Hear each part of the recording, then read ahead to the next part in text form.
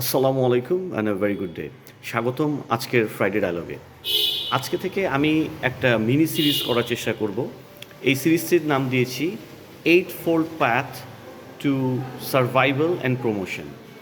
মূলত এই সিরিজটি বোথ একজন অন্টারপ্রেনিয়র এবং একজন চাকরিজীবী, যিনি একজন অন্টারপ্রেনিয়র আন্ডার একটা প্রতিষ্ঠানে চাকরি করে, উভয়ের দৃষ্টিকোণ থেকে এই সিরিজটি করা। বিশেষ করে একজন চাকরিজীবী সে কিভাবে তার চাকরি জীবনে সারভাইভ করতে পারবে এবং প্রমোট হতে পারবে, এবং পক্ষান্তরে একজন অন্টারপ্রেনিয়র কীভাবে তার অধীনস্থ কর্মীদেরকে বা তার অধীনস্থ টিমকে প্রপারলি ইউটিলাইজ করে নিতে পারবে এবং তাদের ফেইলার্সগুলোকে প্রাথমিকভাবেই আইডেন্টিফাই করে রেকটিফাই করতে পারবে, সেই দৃষ্টিকোণ থেকে এই সিরিজটি শুরু করা, eight fold paths to survival and promotion. আর আমি একটু বলে রাখি, এইট ফোল্ড পাথ কথাটি আমি চয়ন করেছি প্রভু গৌতম বুদ্ধের the eight fold path to life, অর্থাৎ সফল জীবনযাপনের জন্য উনি যে 8টি নির্দেশিকা দিয়েছেন, সেখান থেকে আমি যে টার্মটি কয়েন করেছি। মানে এটার কোনো ধর্মীয় অ্যালিজিয়েন্স নাই এই ভিডিওর। তো যাই হোক, মূল আলোচনায় আসি। যেহেতু eight fold path two survival and promotion, এটার 8টা বিষয় নিয়ে আমি আলোচনা করব এবং প্রতিটা বিষয়ের জন্য আমি 8টা করে উদাহরণ বা এক্সপ্লেনেশন দেওয়ার চেষ্টা করব। So let's get started. প্রথম বিষয়, প্রথম বিষয় যাওয়ার আগে আমি একটা উদাহরণ দিই। হ্যাঁ, সিচুয়েশন অ্যাওয়ারনেস কী সেটার উদাহরণ দেই, যেহেতু আজকের টপিক হবে situation awareness. Eight fold path two survival and প্রমোশনের প্রথম টপিক হচ্ছে সিচুয়েশন অ্যাওয়ারনেস। তো সিচুয়েশন অ্যাওয়ারনেস কী বলতে কী বুঝি, আমি একটু উদাহরণ দিয়ে বুঝাই। সিচুয়েশন অ্যাওয়ারনেসকে যদি বাংলা করি সরলভাবে, আমার কাছে যে শব্দ দুটো এসে সেটা হচ্ছে উপস্থিত সচেতনতা। উপস্থিত সচেতনতা। আচ্ছা, ধরুন আপনার প্রতিষ্ঠানে অ্যাটেন্ডেন্স নেয়ার জন্য একটা পাঞ্চিং ডিভাইস আছে, অথবা কোনো না কোনো ধরনের RFID ডিভাইস আছে, যে ডিভাইসটির কাছে আপনি গেলে বা ফিঙ্গারপ্রিন্ট ডিভাইস, যেটাতে ফিঙ্গারপ্রিন্ট দিলে প্রতিষ্ঠানের অ্যাটেন্ডেন্সটা অটো রেজিস্টার হয় এবং আপনার অ্যাকাউন্টস সেকশনে আপনি কাজ করেন এবং আপনার দায়িত্ব ওই ডিভাইস থেকে ওই ডেটাটা কালেক্ট করে নেওয়া, অথবা হয়তো অটো আপনার কাছে ডেটাটা চলে আসে, মাস শেষে সেই ডেটা দিয়ে আপনার রিপোর্ট করাটা দায়িত্ব। আচ্ছা, এখন ধরুন যেমন আমি ব্যবসা করি দিনাজপুরে, উত্তরবঙ্গে। বর্তমানে বিদ্যুতের চরম বিভ্রাট, কখনো কখনো দিনে 4 ঘন্টাও বিদ্যুৎ থাকে না, এবং এই রকম ক্ষেত্রে অনেক সময় অনেক রেগুলার ডিভাইসও কাজ করে না, ওয়াইফাই থাকে না, ইন্টারনেট থাকে না, এবং ধরুন আপনার কাছে দায়বদ্ধতা আছে সকাল 10:30টার মধ্যে প্রতিষ্ঠানের অ্যাটেন্ডেন্স রিপোর্টটা জমা দেওয়া, যে আজকে কতজন প্রেজেন্ট আছে, কত পার্সেন্ট অ্যাবসেন্ট আছে, অ্যাবসেন্টিদের জায়গায় কাদেরকে পাঠানো হবে বা কাদেরকে দায়িত্ব রিডিস্ট্রিবিউট করা হবে। তো আমি সাধারণ সিচুয়েশন অ্যাওয়ারনেসের উদাহরণ দিয়ে বলে দিই, যেহেতু 10:30 প্রায় বেজেই যাচ্ছে, আপনি চট করে প্রতিষ্ঠানের সবাইকে, আপনাদের কমন যে ওয়ার্ক গ্রুপ আছে সেটাতে একটা রিকোয়েস্ট করলেন, সবাই যাতে একটা লাইভ ছবি সেখানে পোস্ট করে, এবং এই ছবি পোস্ট করার মাধ্যমে আপনি কিন্তু ছবিটি গণনা করে প্রতিষ্ঠানের মোটামুটি একটা অ্যাটেন্ডেন্স বের করে ফেলতে পারলেন। আপনার প্রতিষ্ঠানে যদি 50 জন বা 100 জন এমপ্লয়িও থাকে, তারপরও একদিন বা দুদিন ম্যানুয়ালি কিন্তু ছবি গুনে আপনি অ্যাটেন্ডেন্সটা মেনটেন করে ফেলতে পারবেন। হ্যাঁ, আমি জানি যে 1000 2000 একটা ইন্ডাস্ট্রিয়াল পর্যায়ে এটা সম্ভব না, বাট আমি যেহেতু ট্রেডিং ব্যবসা করি, আমি ট্রেডিং ব্যবসার দৃষ্টিকোণ থেকে উদাহরণটা দিলাম, যে উপস্থিত সচেতনতা হচ্ছে যে যখন আপনার প্রতিষ্ঠানের স্ট্যান্ডার্ড অপারেটিং প্রসিডিয়ার, অর্থাৎ সু লিপিবদ্ধ বা ওয়েল ডিফাইন্ড নিয়মের বাইরে যখন কোনো পরিস্থিতির উদ্ভব ঘটবে, সেই পরিস্থিতিতে আপনি কি করবেন এবং কিভাবে সহজীকরণ করবেন। তো এই অ্যাটেন্ডেন্স প্রক্রিয়ার মাধ্যমে আমি আশা করি উদাহরণ দিয়ে আপনার কাছে ক্লিয়ার করতে পেরেছি। এখন কুইকলি আসি 1 2 3 4 5 6 7 8 পয়েন্ট সিচুয়েশন অ্যাওয়ারনেসের। প্রথম পয়েন্ট হচ্ছে একটা ডেলিভারি ইস্যু নিয়ে আলাপ করি। আমাদের প্রতিষ্ঠানে আমরা পেইন্টসও বিক্রি করি কনস্ট্রাকশন ম্যাটেরিয়ালের অংশ হিসেবে। এখন পেইন্টস বিক্রি করার ক্ষেত্রে কাস্টমারকে শেড কার্ড দেখিয়ে বা কালার ব্যাংকের যে ডিজিটাল কোনো যদি ডিসপ্লে থাকে, প্রোফাইল থাকে, ক্যাটালগ থাকে, সেগুলো দেখিয়ে কাস্টমারকে কালার চয়েস করাতে হয় এবং কালার বানিয়ে দিতে হয়। এখন আমি আমার প্রতিষ্ঠানের উদাহরণ থেকে বলি, আমার প্রতিষ্ঠানে যারা রং ডিপার্টমেন্টের এমপ্লয়ি, তাদের মধ্যে একজনের উদাহরণ দেই নাম না বলে। সে কাস্টমারের সাথেও খুব ভদ্রভাবে কথা বলতে পারে, কালার কোনটা কাস্টমারের জন্য ভালো সেটা কনভিন্স করতে পারে এবং কালার ব্যাংক দিয়ে প্রপারলি কালারটাকে প্রোডাকশন করে কাস্টমারের জন্য তৈরি করতে পারে। আচ্ছা, এখন এখানে সিচুয়েশন অ্যাওয়ারনেস কোথায় আসছে? কোনো এক সময় কাস্টমারের একটা পার্টিকুলার বাল্টি শর্ট পড়লো কাজ করতে করতে এবং সে ফোনে বলল যে আমাকে যাতে ওই পার্টিকুলার কথার কথা যে বিটার চকলেট এই পার্টিকুলার ব্র্যান্ডটা এই পার্টিকুলার কালারটা যাতে আমাকে ডেলিভারি করে দিয়ে আসে 15 মিনিটের মধ্যে।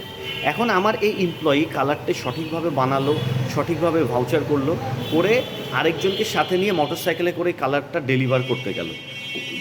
এই ডেলিভারি করতে যে নিকটতম 4 রাস্তার মোড়ে ট্রাফিক সার্জেন্ট তার মোটরসাইকেলটা আটকালো এবং সে দূর থেকেই ট্রাফিক সার্জেন্টের হাবভাব বুঝে সে কিন্তু একটা ডিসিশন নিতে পারতো। যাই হোক, ট্রাফিক সার্জেন্ট যখন তাকে আটকালো সে হেলমেট পরিহিত ছিল না, গাড়ির কাগজটা তার কাছে ছিল না এবং সে ট্রাফিক সার্জেন্টের কাছে একটা মামলা খেয়ে সে আবার অফিসে ফেরত আসলো। পরবর্তীতে একটা অটো ভাড়া করে সেই বাল্টিটা পাঠানো হলো। এই সিচুয়েশনেই আমি হলে কি করতাম বা অতীতে করেছি, আমি সহজেই বলি। আমি 2টা জিনিস করতাম। এক, আমি মোড়ে আসার মানে পৌঁছানোর একটু আগ থেকেই দেখতাম যে ট্রাফিক সার্জেন্ট আছে কি না। এবং যেহেতু আমাদের একটা জেলা শহরে ব্যবসা বা একই এলাকায় ব্যবসা, প্রায় ট্রাফিক সার্জেন্টদেরকে আমরা চিনি বা চেহারা বুঝি জানি, তো আমি সেখানে দূর থেকেই একটা সিদ্ধান্ত নিতাম। এক, এই ট্রাফিক সার্জেন্টকে আমি চিনি কি চিনি না, এই ট্রাফিক সার্জেন্টটা কি স্ট্রিক্ট না। যদি সে স্ট্রিক্ট হয় আমি সেখান থেকে মোটরসাইকেলটা টার্ন করে চলে আসতাম এবং আমার সাথে যেহেতু একজনকে ছিল আমার মোটরসাইকেলে বাল্টিটা নিয়ে, আমি তাকে নিয়ে আসতাম না, আমি সেখানে নেমে তাকে একটা অটো ঠিক করে মালটা ডেলিভারি করাতাম, আমি বাইকটা নিয়ে ফেরত আসতাম। 2, আমি যদি দেখতাম যে না এই ট্রাফিক সার্জেন্ট নমনীয়, আমি সামনে যেভাবেই হোক তাকে কোনো না কোনোভাবে একটা চা নাস্তার জন্য একটা খরচ দিয়ে আমি সেখান থেকে ইনস্ট্যান্টলি আগে আমার প্রোডাক্টটাকে আমি ডেলিভার করতাম। অনেকে অনেক এথিক্যাল বিষয় আলাপ করতে পারেন, বাট দিন শেষে ভাই এই ভিডিওগুলো যারা ব্যবসা করবেন বা করেন, যারা চাকরি করবেন বা করেন তাদের উদ্দেশ্যে। আপনি তো সরকারের কোষাগার থেকে কোটি কোটি টাকা মারছেন না, আপনি একজন গরিব ট্রাফিক সার্জেন্টকে যদি 50-100 টাকা দিয়ে আপনার প্রোডাক্ট ডেলিভারিটা ফাস্ট করতে পারেন, আমি বলবো যে এটা একটা উত্তম সিচুয়েশন অ্যাওয়ারনেসের উদাহরণ। কারণ আপনি প্রতিষ্ঠানের লিখিত স্ট্যান্ডার্ড অপারেটিং প্রসিডিয়ারের বাইরে একটা পরিস্থিতিকে সামাল দিলেন এবং সেখানটা থেকে প্রতিষ্ঠানের জন্য লাভজনক ফলাফল নিয়ে আসলেন। তো এটা একটা সিচুয়েশন অ্যাওয়ারনেসের উদাহরণ। দ্বিতীয়, আমি আরেকটি উদাহরণ দিতে চাই, সেটি হচ্ছে প্রফিট রিপোর্ট। আমাদের প্রতিষ্ঠানে আমরা কনস্ট্রাকশনের বিভিন্ন ম্যাটেরিয়াল বিক্রি করে থাকি এবং বিভিন্ন প্রোডাক্টের জন্য আমাদের আলাদা আলাদা হিসাব সংরক্ষণ সিস্টেম আছে এবং বিভিন্ন প্রোডাক্টের ক্ষেত্রে আমরা কেমন কি প্রফিট করি সেটা দৈনন্দিন কাজ শেষে রিপোর্টিং করতে হয়। তো দেখা যাচ্ছিল যে আমাদের কিছু মহিলা স্টাফদের প্রায় এই রিপোর্ট করতে অনেক দেরি হতো, কখনো কখনো রাত 10টাও বেজে যেত, যেটা তাদের জন্য হ্যাসেল ছিল এবং আমাদের জন্য হ্যাসেল ছিল। কারণ এতে আমাদের 2-1 এমপ্লয়ি তারা চাকরি ছেড়ে যাচ্ছিলেন, হ্যাঁ, মহিলা এমপ্লয়ি চাকরি ছেড়ে যাচ্ছিলেন। তো এই সিচুয়েশনটাকে খুব সুন্দরভাবে আমরা সলভ করে নিয়ে এসেছি অলমোস্ট। আমি প্রক্রিয়াটা বলে দিই। যখন মেমো হয় বা একটা ভাউচার হয়, ভাউচার শেষেই তৎক্ষণাৎই যে ভাউচারটা করে তাকে পেন্সিল দিয়ে সেই মেমোর পেছনে আমরা সেই মেমোটার প্রফিট ক্যালকুলেশন করে ফেলতে বলি। এতে যেটা চেঞ্জ হলো যে সন্ধ্যার পরে যখন সারাদিনের এই খাতাপত্র হিসাব করা শুরু হয় তখন কিন্তু খুব সহজেই মেমোর পেছনের ফিগার যোগ করে দিনের প্রফিট ক্যালকুলেশন 10 থেকে 15 মিনিটে করে ফেলা যায়। এই কাজটি করতে আগে 1.5 থেকে 2 ঘন্টা লেগে যাচ্ছিল এবং কাজে ভুলের পরিমাণও বেশি হচ্ছিল, কারণ পিক আওয়ারে একই সময় অনেক কাজের চাপ হয়ে যাচ্ছিল। তো পিক আওয়ারে কাজের চাপ না বাড়িয়ে যখন একটা ভাউচার হচ্ছিল, সেটা সকাল 10টা হোক, দুপুর 12টা হোক, দুপুর 3টা হোক, তখনই কিন্তু আমরা প্রফিটটা বের করে ফেলতে পারছিলাম। আরেকটা সুবিধা হচ্ছিল, অনেক সময় পিক আওয়ারে বিদ্যুৎ বিভ্রাটের কারণে সফটওয়্যার ইউজ করা যাচ্ছিল না, মোবাইল দিয়ে পোস্টিং দিতে হচ্ছিল, মোবাইল দিয়ে ক্যালকুলেট করতে হচ্ছিল। এই যাতনা থেকেও আমরা মুক্ত হলাম। তো সেকেন্ড এই উদাহরণ যে সিচুয়েশন অ্যাওয়ারনেসের মাধ্যমে কীভাবে প্রতিষ্ঠানের কাজ আমরা ফাস্ট করি এবং এমপ্লয়ীদের জন্য সহজীকরণ করি এবং এমপ্লয়ীদের ভুলের সংখ্যাকে আমরা কমিয়ে আনি। নেক্সট, আমরা কনস্ট্রাকশনের সাইটের জন্য হার্ডওয়্যার ম্যাটেরিয়ালস বিক্রি করি। এর মধ্যে 8 নাম্বার তার, এটি একটি তার যেটা খুব বেশি থিক না, আবার খুব বেশি পাতলাও না। এই তারটার কাজ হচ্ছে যখন বাথরুমের ফলস স্ল্যাব বা জানালা লিন্টেল ঢালাই দেওয়া হয় তখন এই তারটা দিয়ে রিং বা চুড়ি বাঁধা হয়। হ্যাঁ, তো যাক মেইন আলাপে আসি, আপনি এত কিছু না বুঝলেও কোনো সমস্যা নেই। 8 নাম্বার তার কিন্তু আসে চাকার মতো হুইল হিসাবে, একটা চাকার মতো রোলে এই তারটা আসে। তো যেহেতু ভাই চাকার মতো রোলে এই তারটা আসে, তো বুঝতেই পারছেন এই তারটা মাপা খুব ডিফিকাল্ট, কারণ এই রোলের ব্যাসার্ধ প্রায় 2 ফিট হয়। আর আমাদের নর্মাল যে স্কেল সেটা হয়তো ম্যাক্সিমাম 10 ইঞ্চি হয়। তো এই তারটাকে এই স্কেলের উপর তো রাখা যায় না। আরেকটা কাজ করতে হতে পারে, সেটা হচ্ছে তারটাকে ঝুলিয়ে স্কেলটাকে হাতে তুলে কোনোভাবে তারটা মাপার চেষ্টা করা। যাই হোক, সব প্রক্রিয়াতেই তার মাপতে অনেক সময় লাগে এবং অনেক সময় কাস্টমাররা বা মিস্ত্রি ভাইরা যারা তার নিতে আসে তারা বিরক্ত হয়। তো এখানে সিচুয়েশন অ্যাওয়ারনেস দিয়ে আমরা খুব সুন্দরভাবে এটা সলভ করে ফেলেছি। আমরা দেখলাম যে রিসেন্টলি বাজারে এক ধরনের হুক ভিত্তিক স্কেল পাওয়া যাচ্ছে, আমরা সেই হুক ভিত্তিক স্কেল কিনলাম এবং এই তারগুলো হুকে ঝুলিয়ে খুব সহজে আমরা ওজন করার প্রক্রিয়া বের করে ফেললাম। 1 2 আমরা দেখলাম যে হার্ডওয়্যার মাল নিতে যখন কাস্টমার আসে তখন একই সাথে অনেক কাস্টমার চলে আসে, দেখা যায় দিনের শুরুতেই মালগুলো বেশি লাগে, পক্ষান্তরে সন্ধ্যার দিকে হার্ডওয়্যার মাল বেশি লাগে না, কারণ ততক্ষণে মিস্ত্রি ভাইরা সাইট ক্লোজ করে অলরেডি বাসায় চলে যায়। তো আমরা নতুন এক নিয়ম করে ফেললাম নিজেদের জন্য, যে অবসর সময়ে তারগুলোকে মেপে মেপে 1 KG 1.5 KG 2 KG 2.5 KG 5 KG এরকম বান্ডেল অলরেডি করে যাতে রেডি রাখা হয়। এর ফলে যেটা হচ্ছে, যখন কাস্টমার আসে আমরা তাকে রেডি বান্ডেল ওয়েট করে দিয়ে দিতে পারি। কেউ যদি 6 কেজিও নয়, একটা 5 কেজি এবং একটা 1 কেজির বান্ডেল তাকে খুব সহজে দিয়ে আমরা খুব কুইকলি তাকে সার্ভিস দিয়ে বের হয়ে আসতে পারি। তো এইটা একটা সিচুয়েশন অ্যাওয়ারনেস। আগে এই তারগুলো মাপতে অ্যাভারেজে একটা কাস্টমারকে আমাদের 10 মিনিট দাঁড় করিয়ে রাখতে হতো, সেখান থেকে আমরা বের হয়ে আসতে পারলাম এবং মাপের ভুলের সংখ্যা থেকেও আমরা বের হয়ে আসতে পারলাম, কারণ তাড়াহুড়ায় অনেক ক্ষেত্রেই অনেক তার মাপায় অনেক ভুল হয়ে যায় বা যাচ্ছিল। আচ্ছা, চতুর্থ উদাহরণে আসি। আমাদের কিছু কিছু এমপ্লয়ি আছে যারা কাস্টমারের সাথে কমিউনিকেশন ভালো করতে পারে, সেলসও ভালো করতে পারে, কিন্তু হিসেব করার ব্যাপারে অত্যন্ত দুর্বল। একটা মাল বিক্রি করার পরে ধরুন একটা টাইলস GMP 6605, কথার কথা এটা স্কোয়ার ফিট হচ্ছে 150 টাকা, এটা একটা 24-24 টাইলস, অর্থাৎ এটা 4 স্কোয়ার ফিটের টাইলস। তো সে মেমো করার সময় তার সব কিছুই ঠিক আছে, কাস্টমারকে কনভিন্স করলো, রেটও ঠিক দিল, কিন্তু সে মেমো করার সময় হয়তো কোড নাম্বার ভুল লিখবে, অথবা সে যে 10 পিস টাইলস বিক্রি করেছে সেই 10 পিসকে সেই স্কোয়ার ফিটের রেট দিয়ে গুণ করে পয়সার অ্যামাউন্টটা বসাবে, কিন্তু আসলে 1 পিস টাইলসই তো 4 স্কোয়ার ফিট, অর্থাৎ 10 ফিট টাইলস মানে 40 স্কোয়ার ফিট। তো শেষ এই সাধারণ মূল্যটা বের করতে যেয়ে ভুল করে ফেলবে। তো আমরা এই ধরনের এমপ্লয়ীদের জন্য যেটা সহজীকরণ করেছি উপস্থিত সচেতনতা দিয়ে বা সিচুয়েশন অ্যাওয়ারনেস দিয়ে, আমরা তাদেরকে তাদের প্রত্যেকটা হিসেব করার জন্য একটা ফরম্যাট করে দিয়েছি। অর্থাৎ ধরেন মেমো যদি হয়ে থাকে, মেমোতে একটা স্কোয়ার ফিটের ঘর থাকে, একটা টোটাল স্কোয়ার ফিটের ঘর থাকে এবং পিসের ঘর থাকে। তো সে প্রতিটা ঘরে অ্যামাউন্ট বসাতে বাধ্য হয়। সেকেন্ড, টাকা কালেকশনের যাদের দায়িত্ব আছে তারা প্রতিদিন নতুন করে পার্টিদের লিস্ট করতো, তাদের কাছে যেত, টাকা কালেকশন করার চেষ্টা করতো। এই কাজ না করে আমরা একটা কম্পিউটার প্রিন্টেড ফর্ম করে দিয়েছি, যেখানে একই পাতায় একটা সারণী আকারে মোটামুটি 15 দিনের কাস্টমার লিস্ট থাকে। অর্থাৎ আজকে যেই কাস্টমারটাকে সে ফলো আপ করলো, আগামীকালকে নতুন করে কাস্টমারদের নাম লেখার দরকার হয় না। সারণীতে পূর্বের ডেটে সেই কাস্টমার টাকা দিয়েছে কি দেয়নি সেটা সে দেখতে পাচ্ছে, বিকজ 15 দিনের ফিডব্যাক দেওয়ার সুবিধা একই পাতায় থাকছে। তো এতে এই সিচুয়েশন অ্যাওয়ারনেস দিয়ে যেই লাভটা হচ্ছে, যে কাস্টমার আমার সেই পার্টিকুলার এমপ্লয়ি, তাকে প্রতিদিন কাস্টমারের নতুন করে নাম লিখতে হচ্ছে না, এতে কোনো কাস্টমার ছুটেও যাচ্ছে না। দ্বিতীয়, কোনো কাস্টমারকে পূর্বের ডেটে যদি ফলো আপ করা না হয়ে থাকে সেটাও সে সহজে আইডেন্টিফাই করতে পারছে এবং তার কাজের গতি বাড়ছে। আচ্ছা, এইগুলো মোটামুটি সহজ উদাহরণ দিলাম। আমি ভিডিওটা অনেক লম্বা হচ্ছে, তারপর আশা করি আপনারা উপকৃত হবেন। আমি একটা লম্বা ভিডিওতে এখন একটা জটিল উদাহরণ দিই, যেটাতে আপনার ব্যবসা লাভবান হবে।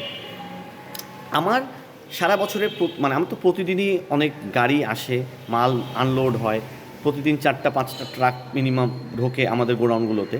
তো এটা খুবই স্বাভাবিক, সারা বছরে 3 থেকে 4টা-5টা ট্রাক কিন্তু অ্যাক্সিডেন্ট করে। তো একবার আমার এক ট্রাক বর্ষার সময় একটা কালভার্টে অ্যাক্সিডেন্ট করে।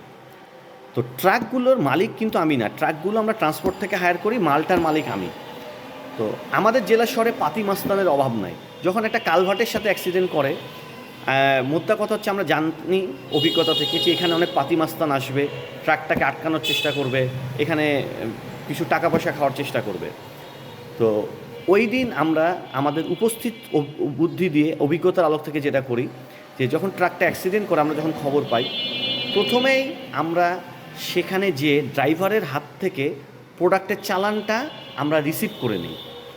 প্রোডাক্টের চালানে কিন্তু মালটা কোন প্রতিষ্ঠানে সেটা উল্লেখ করা থাকে, আমাদের প্রতিষ্ঠান গসেস ভেঞ্চার্সের মাল কি না সেটা উল্লেখ করা থাকে।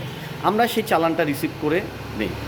দ্বিতীয়, আমরা ড্রাইভারকে বলি যে আপনি এখান থেকে এখন চলে যান, আপনার হেল্পারকে রেখে যান, আপনি গাড়ি লক করে চলে যান, এবং সে সেটা করে।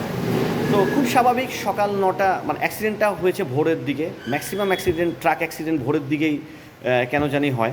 যাই হোক, তো সকাল 9টা-10টার মধ্যে যখন পাতি মাস্তানরা খবর পায়, তারা সেখানে যায়, তারা ড্রাইভারকে খোঁজার চেষ্টা করে, পায় না। তারপরে তারা গাড়ির মালিককে খোঁজার চেষ্টা করে। গাড়ি যেহেতু ট্রান্সপোর্টের, দেখা যাচ্ছে দিনাজপুরে গাড়ি এসছে কিন্তু মালিক হচ্ছে সিরাজগঞ্জের, হ্যাঁ। এবং ড্রাইভারকে বলে দেওয়া হয়েছিল যে মালিককে কোনো ধরনের কোনো ফোন না ধরতে এবং টেনশন না করতে। তারা মালিককে পায় না। তারা খোঁজার চেষ্টা করে দোকানদারকে তারা খুঁজে পায় না, কারণ সেখানে কোনো প্রোডাক্টের কোনো চালান তাদের কাছে ছিল না। এবং হেল্পার বলে, ভাই আমি তো জানি না। এবং হেল্পারকে আমরা বলে রেখেছিলাম, আপনি বলবেন যে আপনার গন্তব্য হচ্ছে অন্য একটা জেলা, দিনাজপুরের জায়গায় তাকে বলতে বলি পঞ্চগড় জেলা। তো যাক, মোদ্দা কথা হচ্ছে যে পাতি মাস্তানরা ডাউট করেছিল যে মালামালটা আমার দোকানের, কিন্তু আমরা ডিনাই করি এবং তারা প্রুফ করতে পারে না। এবং মোটামুটি এরকম 6-7 ঘন্টা যায় এবং একটা সময় তারা হাল ছেড়ে দেয়। এবং ওই দিন তারপরও ট্রাকটা আমরা ওখানেই রাখি, কারণ তাড়াহুড়া ট্রাকটা বের করতে গেলেই এই পাতি মাস্তানরা সজাগ হবে যে ট্রাকটা কোথায় যাবে না যাবে।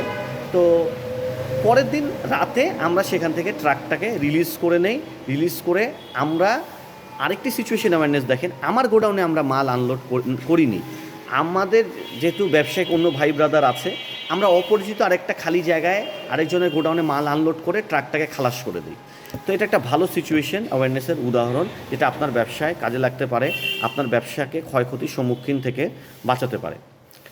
আচ্ছা, কোম্পানি অ্যাকাউন্ট সেটেলমেন্ট, এটা একটা সিচুয়েশন অ্যাওয়ারনেসের উদাহরণ দেয়। পার্কিং টাইলস ম্যানুফ্যাকচার করে এরকম একজন ভেন্ডার আমার কাছে সিমেন্ট নিত এবং সিমেন্টের টাকা বকেয়া ছিল। খুব সহজভাবে বলি, ভিডিও অনেক লম্বা হচ্ছে। তো যখন টাকাটা তুলতে দেরি হচ্ছিল, আমি আমার অন্য এক সাইটে একটা অর্ডার ক্রিয়েট করি যেখানে পার্কিং টাইলস ডেলিভারি করার কথা, সেই সাইটে আমি পার্কিং টাইলস ডেলিভারি করে আমার অ্যাকাউন্ট আমি সেটেল করে ফেলি। এটা একটা ভালো সিচুয়েশন অ্যাওয়ারনেসের উদাহরণ, যেটা আপনার প্রতিষ্ঠানে কাজে লাগতে পারে। বাইক মেনটেন্যান্স, আমার প্রতিষ্ঠানে অনেকগুলো বাইক আমরা কিনেছিলাম শুরুতে, যেটা প্রতি মাসে মেনটেন করতে হতো, অনেক খরচ হতো। বর্তমানে সেই পলিসি থেকে সরে এসে আমরা স্টাফদেরকে সহজ কিস্তিতে বাইক কিনে দিয়েছি এবং বাৎসরিক ছোট্ট একটা মেনটেনেন্স ফি দেই তাদের বাইক মেনটেন করার। এতে যেটা দেখা গেছে, যখন স্টাফরা নিজেদের ওনারশিপের বাইক চালায় মার্কেটিং এবং টাকা কালেকশনের কাজে, বাইক মেনটেনেন্স দিয়ে আশা করা যায় যে ড্রাস্টিক্যালি কমে যাবে। এটা আপনি মোটামুটি আপনার প্রতিষ্ঠানে আপনি অ্যাপ্লাই করতে পারেন।